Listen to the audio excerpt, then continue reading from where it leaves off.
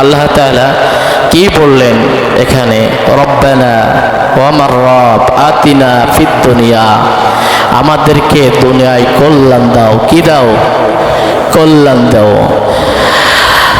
ফিদ দুনিয়া হাসানা, আমাদেরকে দুনিয়ায় কল্যাণ দাও। অফিল আখিরাতে হাসানা, শুধু দুনিয়ায় কল্যাণ দিলে হবে না, পরকালেও তুমি আমাদেরকে কল্যাণ দাও। ওয়াকিনা আযাবান নার, এবং জাহান্নামের আগুন থেকে আমাদের রক্ষা করো। সুবহানাল্লাহ, কত সুন্দর দোয়া। আমরা আল্লাহর কাছে চাইলাম, আল্লাহ দুনিয়ায় হাসানা দাও, কল্যাণকার দাও। যে কল্যাণকার আমরা চাই, যে ইহদিনাস সিরাতাল মুস্তাকিম সিরাতাল লাযীনা আন'আমতা আলাইহিম, আমাদের ওই পথের দিকে দাও যে পথে আমাদের প্রিয়জনরা চলে গেছে, যে পথটা হলো সহজ সরল পথ, যে পথটা হলো আপনার উৎকৃষ্ট পথ, ওই পথ দ্বারা আল্লাহ তুমি আমাদেরকে কল্যাণকার দাও। সুবহানাল্লাহ। এরপরে আল্লাহর কাছে আবার বললাম অফিল আখিরাতে হাসানা, আল্লাহ দুনিয়ায় কল্যাণ দিলে হবে না, আখিরাতেও কল্যাণ দিতে হবে, হাসানা দিতে হবে। এরপরে ওই হাসানায় আমাদের লাভ না। এরপরে বললাম ওয়াকিনা আযাবান নার, এবং জাহান্নামের আযাব থেকে তুমি আল্লাহ আমাদের রক্ষা করো। কয়টা চাইলাম? আমরা বললাম আল্লাহ রব্বানা আতিনা ফিদ দুনিয়া হাসানাতাও ওয়া ফিল আখিরাহ, আমরা দুনিয়ায় কল্যাণ চাওয়ার জন্য আমরা সব কিছু চাই। দুনিয়ায় চাই, অনেকে গাড়ি বাড়ি চাই, অনেকে সন্তানাদি চাই। যেমন রব্বুল আলামিনের অন্যতম নবী পয়গম্বর ইব্রাহিম আলাইহিস সালাতু ওয়াস সালাম আল্লাহর কাছে চেয়েছিলেন, আল্লাহ আমি দোয়া করলাম আমার জন্য এমন একটা সুসন্তান দিয়ে দাও আল্লাহ, সে সন্তানটা যেন আমাদের মতো হয় এবং ইসলামে ওয়ালা হয়। আবার আমরা যখন দোয়া করি, দোয়া করার পরে আমরা চাই টাকা পয়সা গাড়ি বাড়ি, আছে না নাই? আছে। আবার দোয়ার সিস্টেম শিখাই দিয়েছেন আমাদের বাবা আদম আলাইহিস সালাতু ওয়াস সালাম। আদম আলাইহিস সালাতু ওয়াস সালাম কতদিন কেঁদেছিলেন? আমাদের মতো 2-3 মিনিট দোয়া করে মনে হয় কেঁদেছিলেন নাকি? কতদিন বলে? আমাদের পিতা আদম আলাইহিস সালাতু ওয়াস সালাম আল্লাহর কাছে কেঁদেছিলেন 950 বছর। কত বছর? একদিন নয়, 2 দিন নয়, 1 ঘন্টা নয়, 2 ঘন্টা নয়।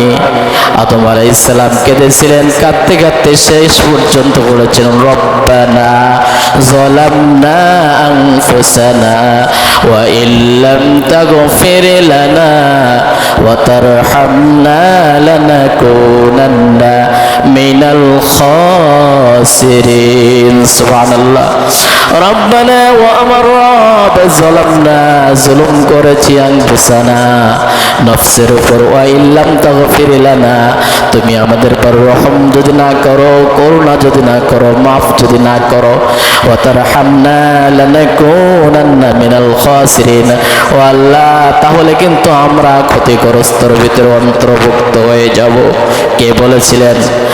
আদম আলাইহিস সালাম আল্লাহর কাছে দোয়া করেছিলেন, কাঁদতে কাঁদতে চোখের পানি ফুরাই যাওয়ার মতন আল্লাহর কাছে দোয়া করেছিলেন। এরপরে আমরা দুনিয়ার ভিতরে হাসানা যদি চাই, আমরা আরো চাই, আল্লাহর কাছে বলি রব্বি গফির রব্বি জাআলনি মুকিমাস সালাতা ওয়া মিন যুররিয়্যাতি রব্বানা ওয়া তাকাব্বাল দুআই রব্বানা গফির লি ওয়া লিওয়ালিদাই ওয়া লিল মুমিনিনা ইয়াওমা ইয়াকুমুল হিসাব।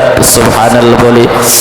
আমরা দোয়া করি, হে আমার প্রতিপালক, যেদিন হিসাব হবে সেদিন আমাকে আর আমার পিতামাতাকে এবং মুমিনদেরকে ক্ষমা করুন।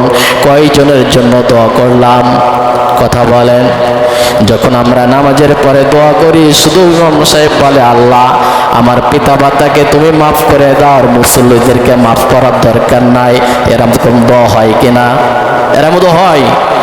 তাহলে এরকম দোয়া যখন না হয়, তখন আপনারা ঝামেলা করেন কেন? কেন ঝামেলা করেন? দোয়া বেশি হলো, হুজুর বড় দোয়া হয়ে গেল, কেন এটা করেন?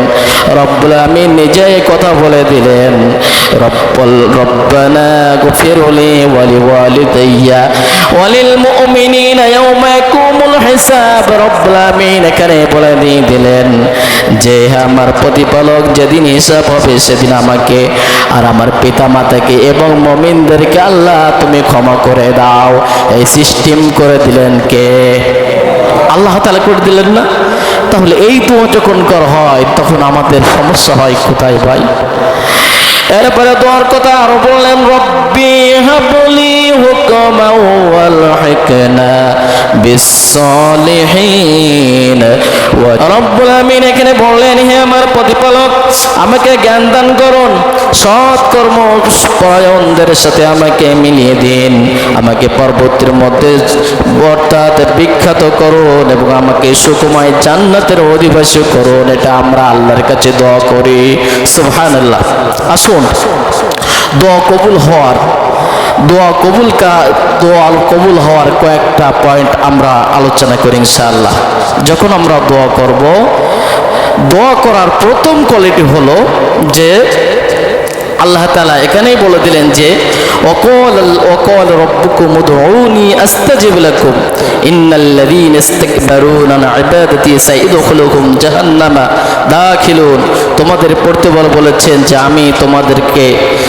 তোমরা আমাকে ডাকো আর আমিও তোমাদের ডাকে সাড়া দিব। সুবহানাল্লাহ। তোমরা আমাকে ডাকো, আমি তোমাদের ডাকে সাড়া দিব। তোমরা যদি হও এক পা অগ্রসর, এক হাত অগ্রসর, আমি আল্লাহ তাআলা দুই হাত অগ্রসর তোমার দিকে হব। সুবহানাল্লাহ।